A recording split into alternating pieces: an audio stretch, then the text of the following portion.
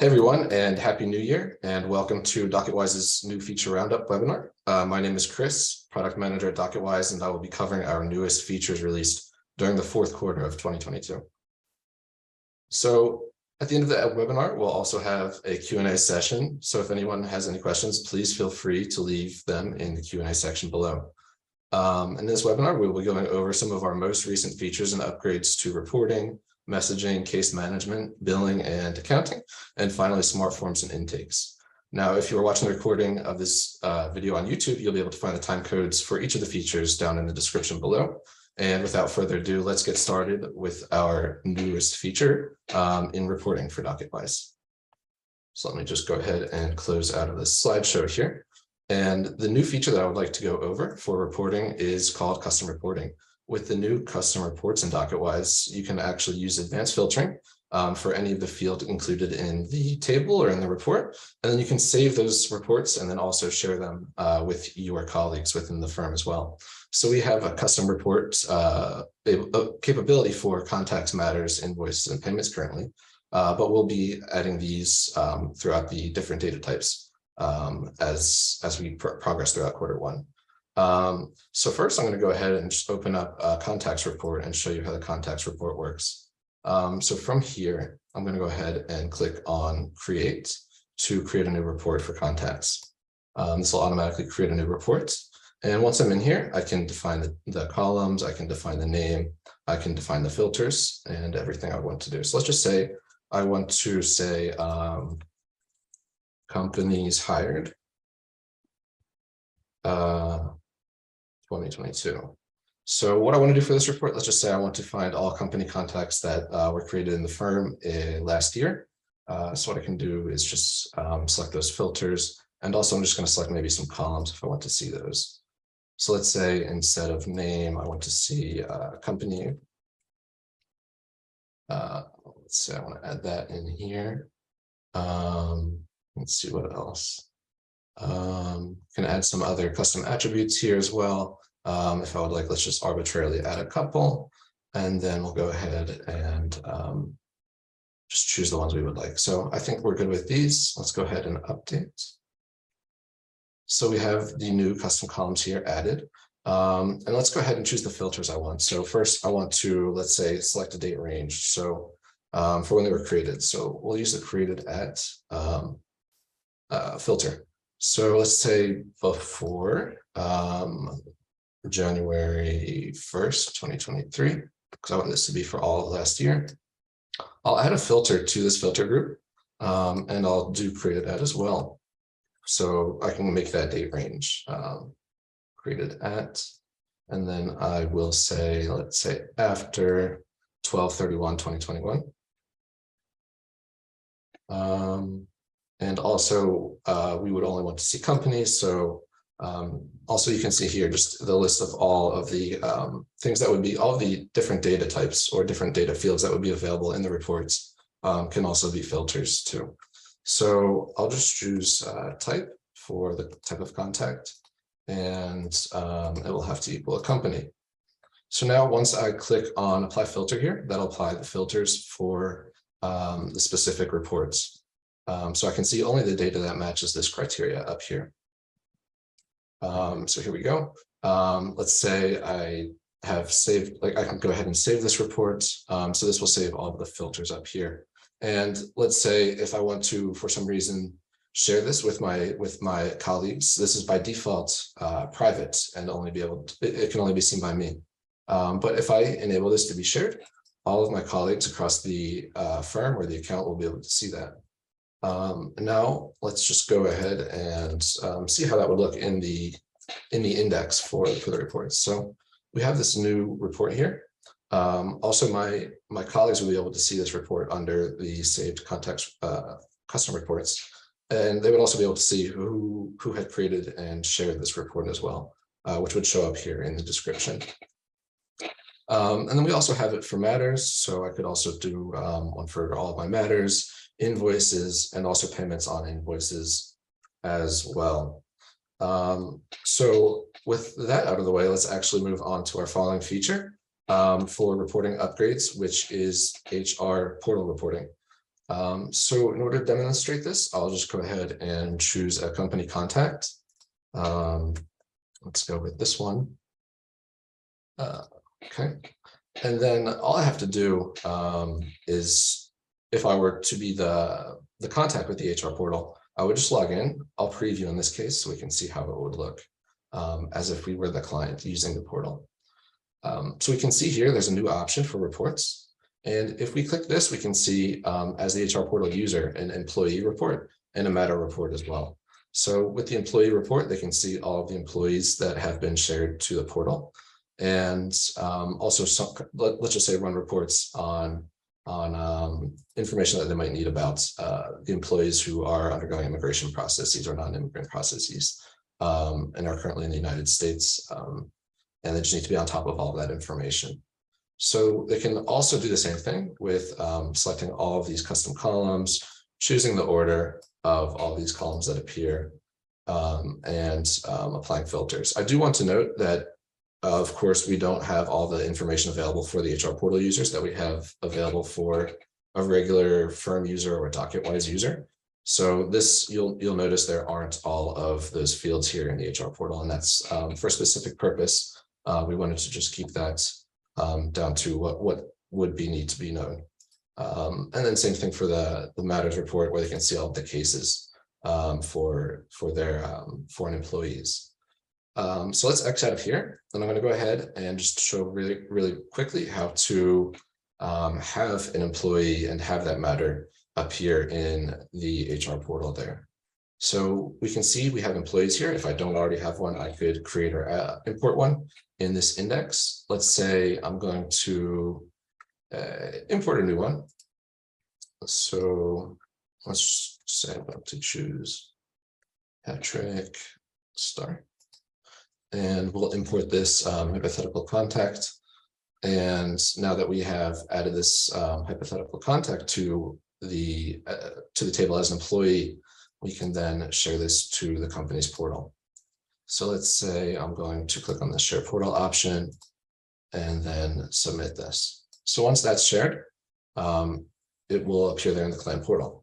So in order to have the matters or the cases appear in the HR portal, what we have to do is actually have the employee listed as an applicant. So I can go ahead and show how that will work too, just by creating a new matter for this corporate contact. So let's just say it's an H-1B. And let's go ahead and list our applicant here.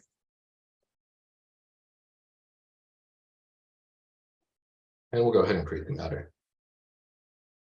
So now, after that is completed, I have the contact and the matter both visible in the reports for the corporate contact here. So we can see that the contact has been shared here. They can run reports on this shared employee, and we can go ahead to the matter report and see that matter there as well. So now that we're done with that, let's move on to our next new feature upgrade in client communication. So let me just X out of here, and then we're going to go to our dashboard. So our newest feature to help with client communication is our secure portal messaging feature. Secure portal messaging allows you to securely communicate with your clients via the client portal. So in this example, let's just say I had opened up a portal for a contact already, and we're just going to start preparing a case. I will reach out and send a message just to get the ball rolling. So this is my contact here. I'll go ahead and do create new message. And from here, we'll choose the secure portal option. So now here we'll choose a matter if we want. And then also we have the option of importing a template, but I'm just going to go ahead and type out a secure message here for the contact.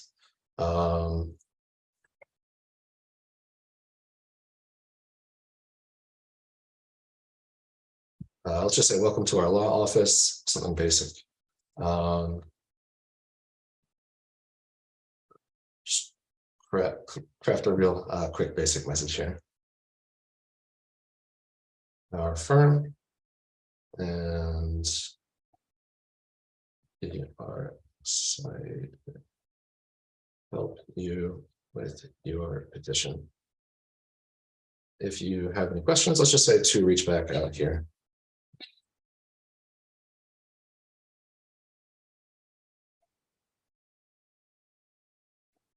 All right, so now that I have this, let's go ahead and share it. I'm not going to include any signature on this, so we'll go ahead and send this message, and then that would then appear for the client in their portal. So let's just go ahead and quickly preview how that looks. We'll go ahead and go to messages. We can see this message here. We'd be able to read it. And then also the client will be able to respond, and we will be able to, of course, keep that message thread going. And we would, of course, be getting notifications when those are coming in. So next, let's move on to our next upgrade to Docketwise events case management. The first one of which will be granting access to multiple users or multiple contacts for an HR portal. So this specific, let's first navigate to a corporate contact for whom we would be using this feature. So this feature is used, let's say, if there are sister companies or if there's somebody else who for any other reason would need to have access to the HR portal of a certain company that can then, of course, be shared with another point of contact. So let's say our hypothetical company here, they maybe are a subsidiary of another company, and we also need to share that with that point of contact as well. So what I'm going to do in order to do that is first navigate to the portal, and we can see this is already opened and activated as an HR portal, which would be prerequisites. So I'll click on this invite more contacts button, and here we'll just search for the contact we would like to invite. So this, let's say, company would be the parent company, and we need to share that with their HR person as well. So once we select them and we have a valid email address entered here, we can just go ahead and click that send button. And once that is sent, we would then be able to access that as well for that contact. So let me just go over here. We want to go to internet, their portal. And let's just go to, I had forgotten to do this first. So we'll enable their portal. And then from here, once they log in, they'll be able to see what the other portal looks like. So let me just retry this. I might have done that out of order. Right, so go back to this contact, and let me just resend this one. So I do want to note that you should have a portal already open for the other one that you're emailing it to first, in order for them to be able to see that. So let's add that back. And now I'm not 100% sure if it can be seen from the preview, but we can go ahead and take a look. So employer.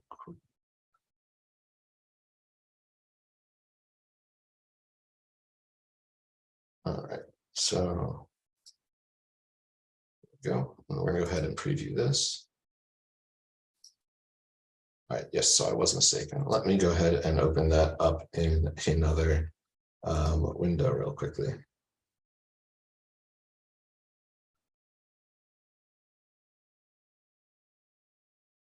All right, just give me a second. I'm opening this currently in another tab.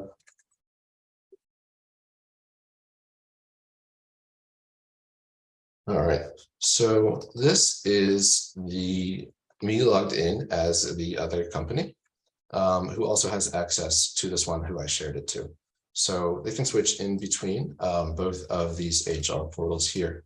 So this can be, again, given to anybody who needs the HR access between different company contacts within Docketwise.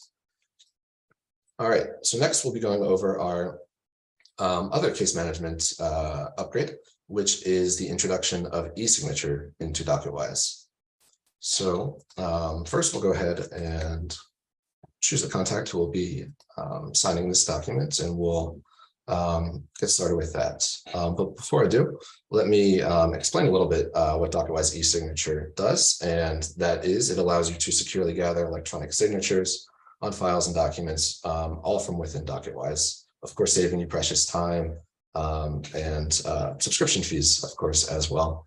So the first step we want to do here is, of course, add the file for our client here. So what I'll do is first I will choose the matter as well, and I will select the file that I want to be signed.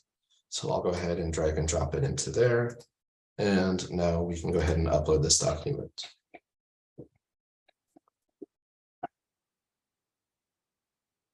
So now that we have this document uploaded to Docketwise, we can go ahead and set it up for the e-signature first. And in order to do that, we'll click on that little feather icon, and we will add the signers for the document. So that will be myself as Christopher Williams. And I will also be adding the contact as well to be signing this document. So once I have all the signers here added, I'm going to go ahead and click on the prepare signature document. So you'll see at the top here the different fields that can be added. We have signature, initial, date field, text field, and all we have to do to add that is just select which one we want to add, click where we want it. We can drag and drop it wherever we would like to leave it, and we can assign it as well. So I'm going to do a signature and a date for myself. I'll assign those both to me. And we'll say the initials, of course, we'll need from our client. So let's get those all prepared. We will need them to initial each and every single paragraph of this. So here we go. Getting all of these assigned at the moment. And then once I get all of these, so what I did here is I accidentally added one. If we did that, we can click on this trash can icon up here in the top right. So let me finish assigning these. And what I was saying is once we finish assigning these out, I'm going to be adding, of course, the signature and date field for the client as well. So that was a mistake. Let me add a signature for the client and a date field. So the date field here is actually going to be automatically filled out by the local time of whoever of the signer's computer or device. So I'm choosing these, and like I said, once they open up that and save it, that will be automatically filled out. So I have everything the way I like, or the way I would like it. And I'm going to go ahead and save and continue here. So once I click that, I'll automatically have this display opened to send it out to the parties. So I can send it here. Let's say I want to send it just to this client here, since I myself could sign it in Docketwise without receiving an email. So I'll send it to the unsigned or the parties who have not signed yet. And once I do that, it's going to be signed, of course. So I'll show you this right here in, sorry, one second. Let me just go back to the client's view or the matters view. So we have this file here. I myself, as the signer and the Docketwise user, I can sign this just by clicking this sign button right here. So what we're going to see here is just the field I need to sign. And like I said, this is automatically populated with my device's date. So I'll click in here. If I would like to type my signature out, I have that option. And if I would like to draw it, I have that option. I'm just going to scribble something in here and confirm that this is me. So once that's done, and I have completed all the fields, I can go ahead and click submit. And my signature is then submitted. If I would like to preview the signatures as they're coming in, if there are multiple parties and I want to see how they would look on the document, I can do that as well just by clicking on the preview button and seeing them here. And I do also want to mention that we do append an additional page, just showing the IP address, who it was signed by, and when it was signed here as well. So now I'm also going to complete this as the client. So let me just find where that email has gone. Okay. And I'm going to open that up just to show how that would look as well. So this is the client's view. Let's just say we're going to type in the initials, or let's just draw them. I'm just scribble for each one. Looks like I might have accidentally added an additional initial box at the top there.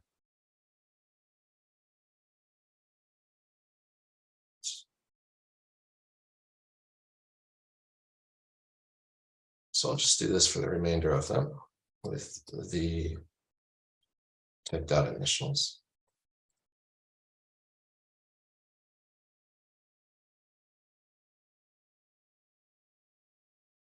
So let's go ahead and submit what we have. And we get this message that has been successfully signed, and we can go ahead and close out of that. So now, of course, in here, in Docketwise, we'll be able to see that completed document. And another thing I want to mention as well is that we can filter by the e-signature status. So let's say I only want to see ones that have signing complete. I can go to this one right here, and I can see how that looks with the signatures here. And also, if I want to, I can go ahead and download the completed document as well. So we have both of the signers, and the information there as well. So next, we're going to go ahead and jump into our next feature, which is our new feature for billing and accounting. So the newest feature or upgrade to billing and accounting is the addition of the ability of adding private accounting notes. So these private accounting notes allow certain users to write, edit, and view private accounting notes across all the invoices in the firm, just in case there's any particular billing situation or any particular note that needs to be just visible by those in charge of billing. So this is actually under the branches feature, where each firm, or sorry, the user groups or user permission groups. So in here, let me just go over this real quickly. We're able to specify different groups or permission groups of users. So what we can do here is, of course, let's make a new group, and we're going to give them the permission to view, create, and edit accounting notes.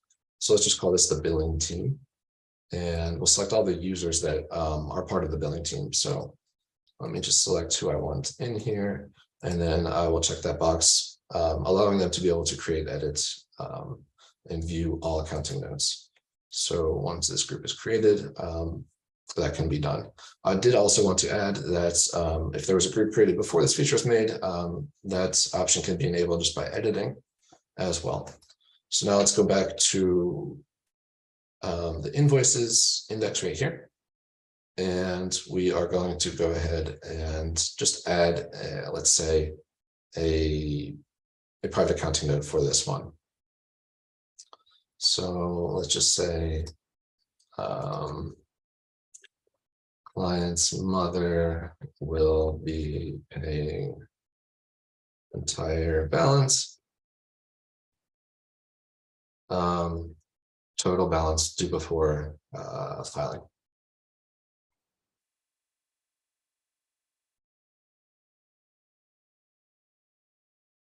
Okay, so we'll create that note and save that. If I need to update that, view it, or anything, I can go ahead and just click on that same option within the ellipsis right here for viewing that. And we can see who last updated it. So this is the note. All other members with this permission will be able to also see these notes as well, and also create updates here as well. So finally, let's move on to our final topic of the webinar, which is our latest upgrade to smart forms and intakes. So our newest feature for smart forms and intakes is Smart Forms 3.1, which gives you both the ability to create and add custom tabs and custom questions in smart form questionnaires to be able to gather additional information and documents, And then also the ability to create smart form templates, which saves the custom tabs, custom questions, and also question settings of the smart form questionnaire to then be reused in subsequent preparations or smart form questionnaires as well. So I'll go ahead and just show how that works with a hypothetical, let's say, fiance visa case. So here we're going to go ahead and select the forms. So 129F and the G28, let's say. And we'll assign these also to our clients as well. So once I have these assigned, I'm going to go ahead and get started.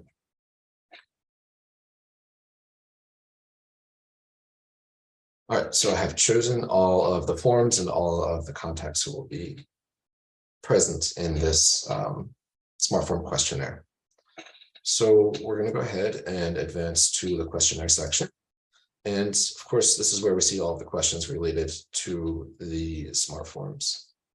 What I want to show here is that we have the new ability, of course, to add the custom tabs within smart form questionnaire. And to this questionnaire, let's just say I'm going to add some questions here. Let's just say I want most of them are going to be document requests, and I'll just add those here. All right, so here's one.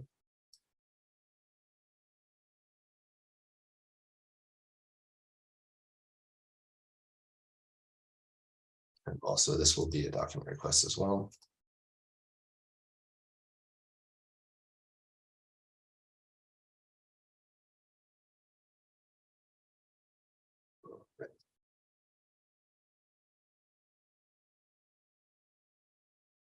Okay.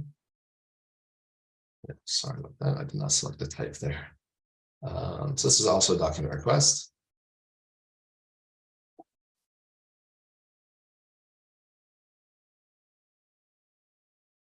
All right, and let's just say I want to add a custom attribute as well, which is something that can be done for those who have custom attributes. So if I want to, let's say, save this to a contact, and I want it to be seen in their contact overview page, maybe be used also in other places as well. That could be done by saving it to a custom attribute. I do want to note, if it's not saved to a custom attribute, the place where the response to the custom questions will be visible would be within the smart form questionnaire. So it would need to be opened up to see it. But if it's saved to a custom attribute, that could be seen from the custom or the contact overview page. So let's say we want to create a new custom attribute. Let's call it lead source. I forgot to check if I had one of called that or not. Let's just say list. I'll just leave a few options here.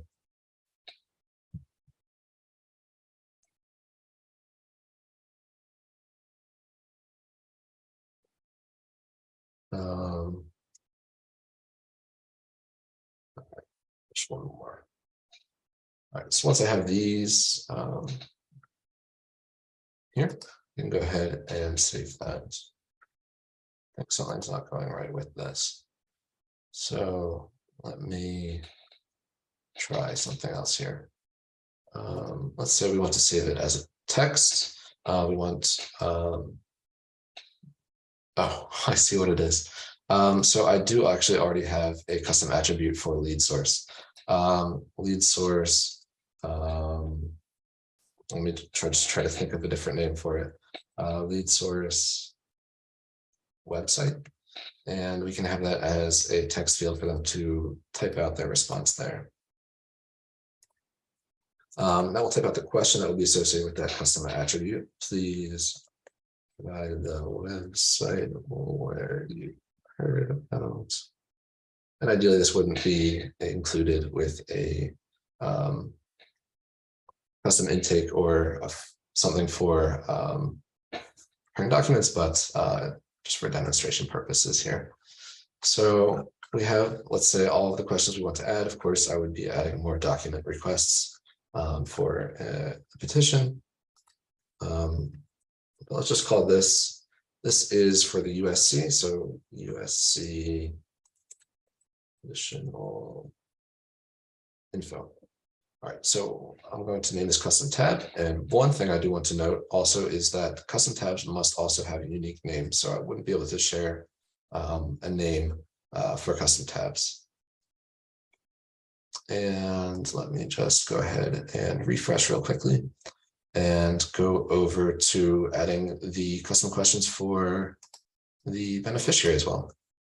So let's just call this born fiance additional info.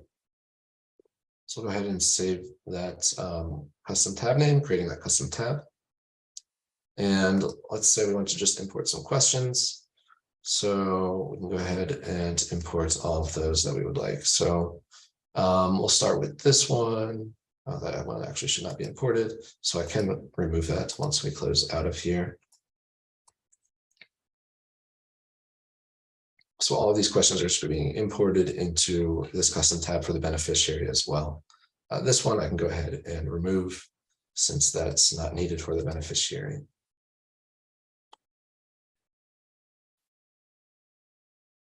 Okay, so now we have all of these document requests here and additional questions that can be asked within the smart form questionnaire for any smart form application or smart form petition. Another thing I do want to show here is that we do have, of course, the option to rearrange the order of these if we would like. Also, in addition, we have the options to flag and comment.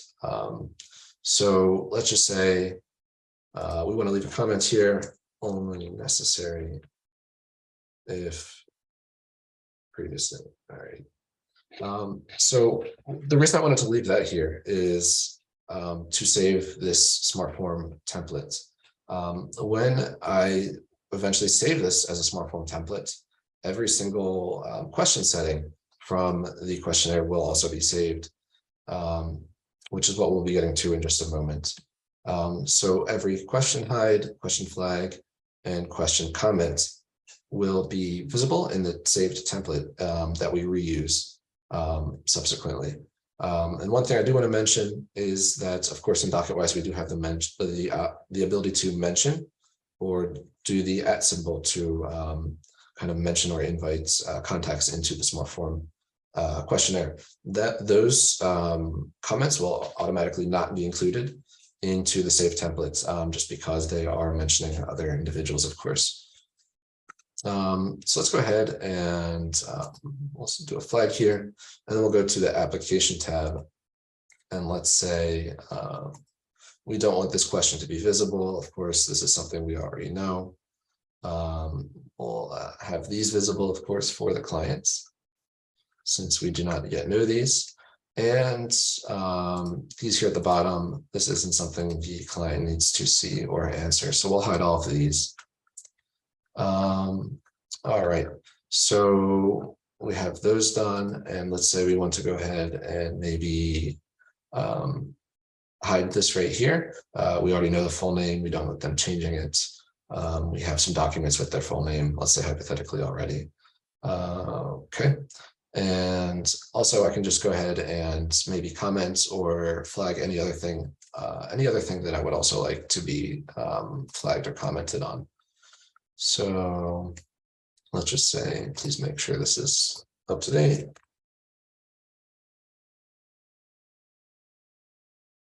And we'll also flag that as well.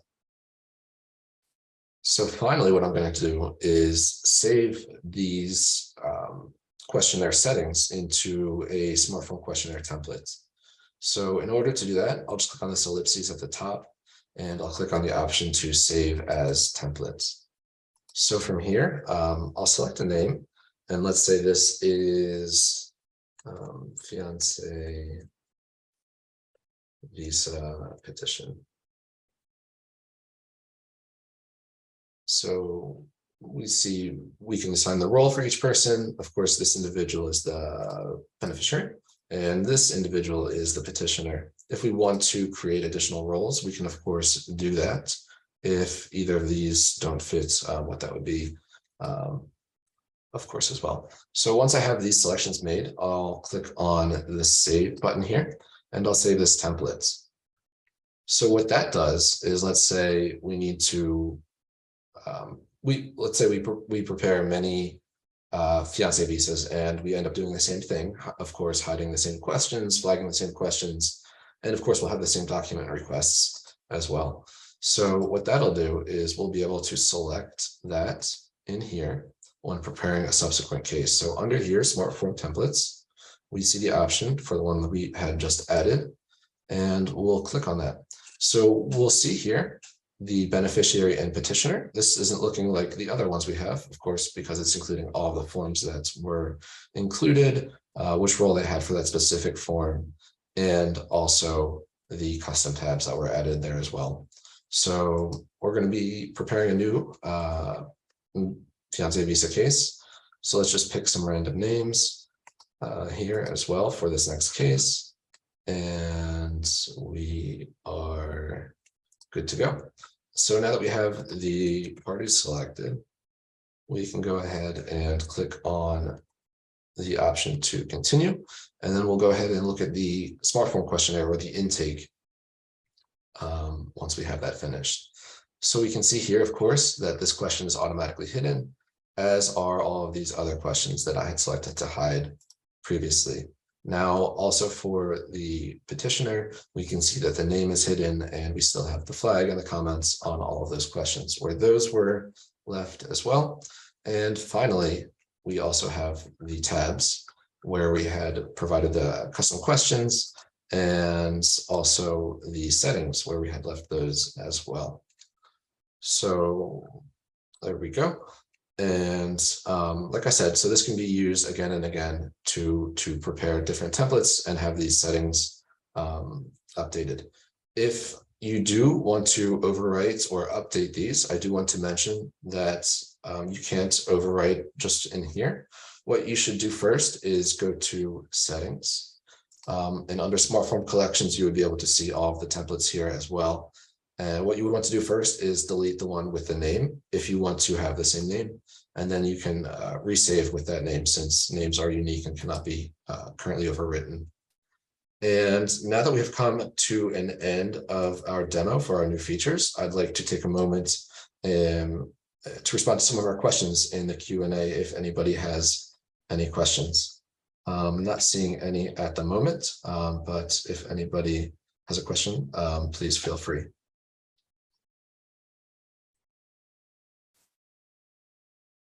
All right. Well, I think that does it. I appreciate everybody attending, and I will see you in the next new features roundup.